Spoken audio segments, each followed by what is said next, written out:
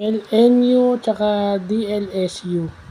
So, saan ka makakita ng isang game na balikan, 'no?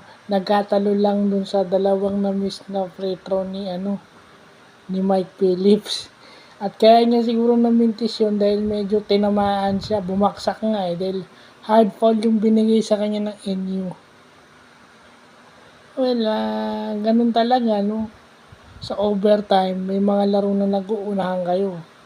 Dun sa 5 minutes, kung sino yung maganda ang in-score at maraming na-stop yung kalaban, momentum yan basketball is a game of momentum. Tingnan nyo, maraming change favor, maraming lead changes, wala nagpapaiwan, pero pagdating ng overtime, tong NU ang mas maraming naipuntos, no?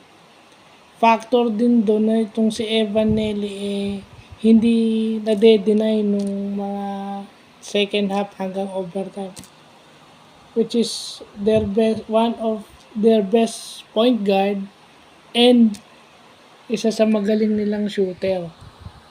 So pag na-deny yun, tinatanggalan mo na ng isang option yung Lasal. Buti na lang gumagana yung apat. So, ganun lang. Sana makakita pa tayo ng mga game like NU and DLSU in the coming days. So, yun lang po.